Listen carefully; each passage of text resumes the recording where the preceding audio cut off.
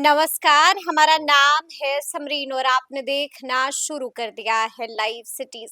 शराबबंदी कानून के बीच पटना हाई कोर्ट का एक और बड़ा फैसला आया है। हम आपको बता दें कि पटना हाई कोर्ट का ये फैसला 22 तारीख को प्रशांत किशोर ठाकुर की याचिका को स्वीकार करते हुए आया है।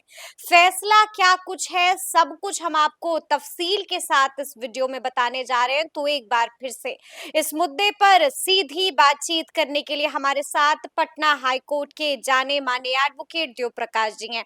सबसे पहले बहुत शुक्रिया बातचीत के लिए। जी, धन्यवाद। जी, सबसे पहले तो वकील साहब बिना देरी के हम आपसे जानना चाहेंगे कि 22 तारीख को क्या फैसला आया है पटना हाई कोर्ट का इस मामले में। देखिए, ये जजमेंट है, ये ऑर्डर नहीं जजमेंट है। काफी लंबी चौड़ी, और हमको लगता है जजमेंट के बाद सरकार का भी कुछ नोटिफिकेशन आएगा। आएगा सरकार का जी, बिल्कुल नोटिफिकेशन। आना चाहिए, क्योंकि इसमें कई जजमेंट को कोट किया गया है। और यह भी कहा गया कि इस ढंग के जजमेंट जब बार बार आ रहे हैं तो सरकार के पदाधिकारी फिर दोबारा क्यों इसी गलती कर रहे हैं। तो सरकार के पदाधिकारी की लाचारी है कि उनके पास जो रूल है, उस रूल बुक में जो लिखा उसके बाहर वो नहीं जा सकते हैं। जो उनके पास जो एक्ट है, जो रूल है, उसमें जो लिमिटेशन लगा हुआ उसके अंदर ही रहते हैं, बाहर नहीं जाते हैं। उनकी सीमा वो कॉन्स्टिट्यूशनल कोर्ट नहीं है। लेकिन सरकार एक नोटिस निकाल देगी, नोटिफिकेशन निकाल देगी, सर्कुलर निकाल देगी, तो फिर काम होने लगेगा। तो मुझको लगता है कि इसके बाद कुछ निकल जाना चाहिए, चूंकि ये जजमेंट है और इसमें एडवोकेट जनरल भी उपलब्ध थे। और तो मामला ये है कि प्रशांत किशोर ठाकुर एक व्यक्ति हैं जिनकी गाड़ी है, और गाड़ी उनकी पत्रकार नगर पटना का केस है। उनकी गाड़ी चोरी हो गई और चोरी का एफआईआर भी उन्होंने किया है। और एफआईआर करने के बाद उसमें 220 लीटर दारू पकड़ा गया। पकड़ाने के बाद वो गए हैं, जो 12A सेक्शन है उसमें गाड़ी लेने के लिए, तो उनको कहा कि 10% 1,44,000 रुपये आपको जमा करना होगा, क्योंकि उसमें रूल बुक में इसमें लिखा हुआ है 12A में कि आपको अपने गाड़ी का इंश्योरेंस वैल्यू का 10% जमा करना पड़ेगा। और यह भी लिखा होगा अगर आपका इन्वॉल्वमेंट नहीं है या इन्वॉल्वमेंट नहीं के बराबर है, एक नंबर। दो, यह भी लिखा हुआ कि डिस्ट्रिक्ट मजिस्ट्रेट साहब इकोनॉमिक स्टेटस, आर्थिक स्थिति को देखते हुए हम फाइन करेंगे। दो बातें लिखी हुई है, आर्थिक स्थिति प्लस इन्वॉल्वमेंट। बस जो घटना है उसमें क्या है, इन्वॉल्वमेंट यहाँ जीरो है, क्योंकि वो तो गाड़ी उसकी चोरी हो गई, वो तो अपने आप में एक विक्टिम है। वो खुद ब खुद उसमें जो आदमी है वो तो खुद उस सजा याफ्ता है इस केस में। उसका गाड़ी किसी की चोरी हो गई या छीन ली गई, दोनों बात हो सकती है कि गाड़ी चोरी हुई है, गाड़ी छीन ली गई। तो गाड़ी चोरी हुई है और छीन ली गई है अगर, तो उस हालत में गाड़ी वाले का क्या दोष, स्वयं विक्टिम। तो विक्टिम है, उसकी गाड़ी चोरी हो गई, तो उसने कहा कि भाई ये पैसा क्यों हमको लगना चाहिए।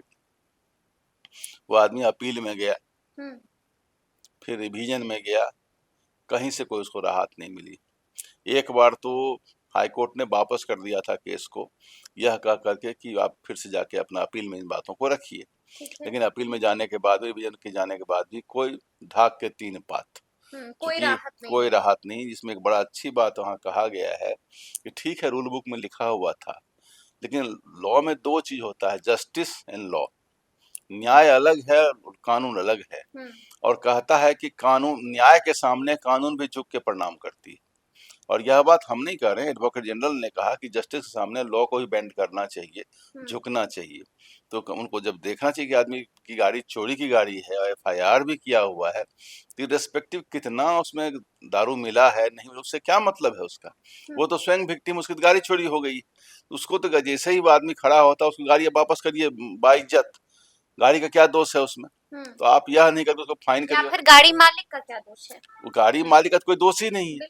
जब गाड़ी मालिक का दोष नगण्य है, तो ऐसे केस में चूंकि उनके पास रूल बुक नहीं है, जो पदाधिकारियों की लाचारी है वो हमें देख के यही समझ में आ रहा है कि इतना जजमेंट के बावजूद, क्योंकि जजमेंट कई एक इन्होंने कोर्ट किया है। एक कोई राम प्रकाश पासवान जजमेंट है, मंजीत कुमार यादव जजमेंट है, बहुत सारे जजमेंट को कोर्ट किया गया है कि भाई पहले भी वो case Vimlesh Kumar versus state of Bihar है। तो बहुत सारे जजमेंट की कोर्ट किया गया है। एक जजमेंट राम प्रकाश पासवान वाला था उस समय कि कोई 2021 का रूल, और ये जो 10% कानून नहीं आया था उस समय का कानून था, लेकिन उसके बाद जजमेंट कई एक सब आ गया, Amarjeet Yadav versus state of Bihar. तो कोर्ट ने यह भी कहा कि जब इतना जजमेंट आ चुका है तो इसके बाद फिर इस ढंग का क्यों निर्णय आ रहा है। क्यों नहीं उनको गाड़ी को बाइज्जत छोड़ी जा रही है, बिना किसी दंड के छोड़ी जा रही है। तो कोर्ट ने कहा कि हम कंटेम्प्ट लाएंगे इस पर, कंटेम्प्ट लाएंगे, कंटेम्प्ट लाएंगे। जज साहब ने कहा। जज साहब ने कहा जी। कि हम कंटेम्प्ट लाएंगे। ये तो सही माने में मैंने disregard of the judgment of the order of the high court है। ये आप डिलिबरेट डिसरिगार्ड कर रहे हैं, आप you have no respect for law and no respect for judgment and orders of the high court.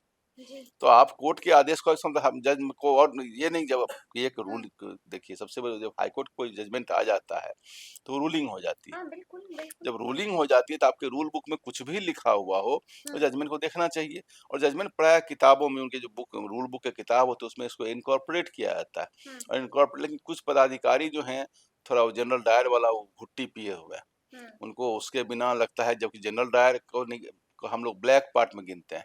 वो एक काला चेहरा है ब्यूरोक्रेसी, उस रूप में नहीं जाना चाहिए।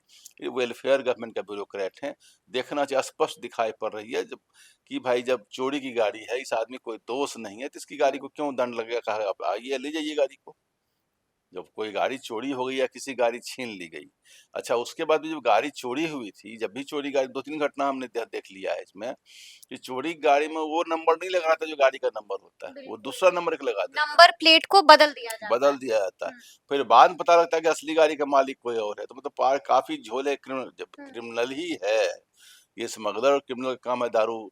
जब प्रोहिबिशन लगा हुआ है तो दारू ला करके बेचना पहुंचाना, और ये जो व्यापार चल रहा है, तो ये तो क्रिमिनल और स्मगलर का काम। तो क्रिमिनल स्मगलर के लिए कानून का क्या हिसाब किताब है? बट तो ऐसे में वकील साहब, हम आपसे ये भी जानना चाहेंगे कि प्रशांत किशोर ठाकुर ने अपनी याचिका में और किन-किन बातों का जिक्र उसने किया? यही कहा कि हम गए, हमको 10% कहा गया जमा करने के लिए, और यह भी कहा गया कि 1,44,000 का 3% आप जमा कर दीजिए और 15 दिनों के अंदर पूरा जमा करिए। 15 दिनों के अंदर जमा नहीं जमा करेंगे तो गाड़ी आपका हम ऑक्शन कर देंगे। और ऑक्शन का मतलब समझते हैं ना? नीलाम कर देंगे। नीलाम, नीलाम कितने पैसे में करेंगे? बिल्कुल 14,40,000 की गाड़ी है। बीते दिन ही हम लोगों ने चर्चा की, भांडा फोड़ किया। तो एक आध 1.5 एक वही एक सवा लाख में गाड़ी बेच देंगे वो जा करके। वो 1,44,000 किए उतने में गाड़ी बेच देंगे वो। तो उन्होंने धमकी भी दी कि हम बेच देंगे। और इस ऐसे केस में कितना बार हाई कोर्ट ने जजमेंट में कहा कि पैसा वापस करिए, विथ इंटरेस्ट वापस करिए। कल भी मैंने एक केस किया था आपके साथ में, वो विथ इंटरेस्ट की बात हुई है। तो इतना के बावजूद जब इन्होंने नहीं किया है तो कोर्ट ने काफी इस बात को टाइटली लिया और कहा कि कंटेम्प्ट अब लगाएंगे, अब इस ढंग की बात बार बार हमारे पास आएगी तो। और ये जजमेंट में दिया है। और इसमें चूंकि एडवोकेट जनरल भी थे, और एडवोकेट जनरल ने भी कहा कि इतना ब्लाइंड ऑफिसर्स को नहीं होना चाहिए, जस्टिस देखना चाहिए। जब आदमी गाड़ी चोरी हो गई है तो law must bend before the justice. तो लॉ को वहां पर झुकना चाहिए न्याय के सामने। न्याय कुछ और कह रहा है तो न्याय के सामने इनको झुकना चाहिए। उन्होंने नहीं किया इस काम को, तो इसमें बहुत हिदायत बहुत करा दिया गया है। अच्छा, मैं जब ये ऑर्डर पढ़ रही थी तो मैंने देखा कि जज साहब ने डीएम को भी बुला लिया था। नहीं, डीएम को इसमें बुलाया, डीएम को इसमें आदेश दिया है कि डीएम को आदेश दिया। गाड़ी को आप बाइज्जत बरी करिए और बिना किसी फाइन के आप छोड़िए। यही डीएम साहब को आदेश मिला है।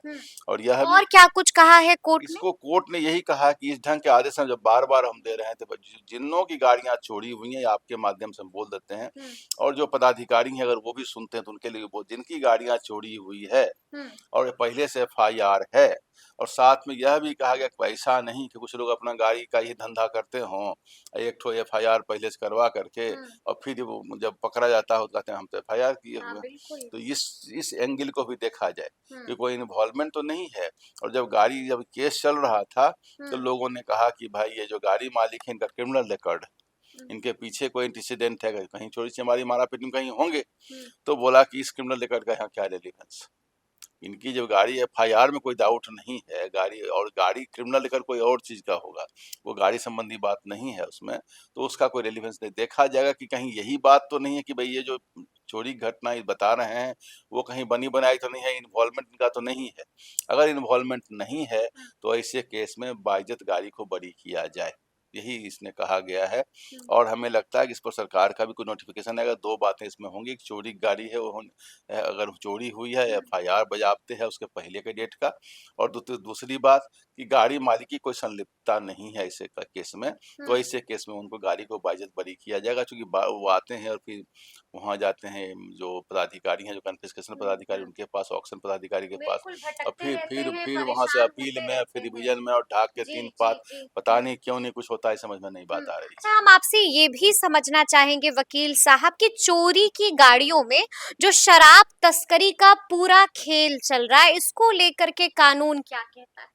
देखिए, ये तो क्राइम तो है ही, जब कानून हुँ, में अवैध है शराब का व्यापार करना, शराब को बेचना, हुँ, शराब का ट्रांसपोर्टेशन करना, वो सेक्शन 30 ए में लगाए हुए कि एकदम गैर कानूनी है, पनिशमेंट है, सीजर है, सब कुछ लगाए हुए है। हुँ, तो क्रिमिनल को कानून से भय नहीं होता। अगर क्रिमिनल को कानून से भय होता, इतनी जो घटनाएं हो रही हैं, चोरी, डकैती, मर्डर, रेप, कल परसों तेजाब वाली घटनाएं घट हाँ, गई है, बिल्कुल। उनको कानून से कोई भय है क्या ऐसे हुँ, लोगों को? ये लोग सोचते हैं जो कानून का होगा देखा जाएगा, जेल जाएंगे तो जाएंगे। तो ऐसे लोग जो हैं जिनको कानून का भय नहीं है, जो क्रिमिनल, जो अपराधी तत्व हैं, वो इस कानून से क्या डरेंगे? वो घटनाएं अपना किए चले तो जा रहे क्या हैं। इसको और भी सख्त करने की ज़रूरत है? सख्त करने की जरूरत नहीं है, इसको अवेयरनेस करने की जरूरत है, इसको जागरूक सेंसेबल करने करने की की जरूरत है। ज़रूरत है। और इसमें हो क्या रहा है हुँ, कि आम लोग, जैसे अभी गाड़ी वाला फंस गया, हाँ, बिल्कुल, और ऐसे बहुत गाड़ी बिल्कुल। वाले फंस जा हुँ, रहे हैं। हुँ, गाड़ियां चोरी इस कारण से, अदरवाइज गाड़ी चोरी अब नहीं होती। हुँ, गाड़ियां चोरी इसलिए हो रही हैं कि उसको इस काम में लगाना है। बिल्कुल, जो ताकि इस उससे शराब तस्करी की और जा जितनी सके। स्कूटर मोटरसाइकिल चोरी हो रही है, सबका धंधा यही है। बिल्कुल, तो अभी बिल्कुल। जो स्कूटर मोटरसाइकिल गाड़ी की जो चोरी बढ़ गई है, उसका ये मुख्य कारण ये है कि शराब तस्करी उससे होती है। शराब ये तस्करी की ये वजह से। क्राइम एक दूसरे क्राइम को जन्म दे रहा है। हुँ, तो हुँ, इन हुँ, बातों को समझदारी से काम करना, सख्त करने से कुछ नहीं, सख्त हुँ, तो ऑलरेडी बहुत ज्यादा पहले से है, और उसी का परिणाम, दुष्परिणाम हम लोग झेल रहे हैं। हुँ।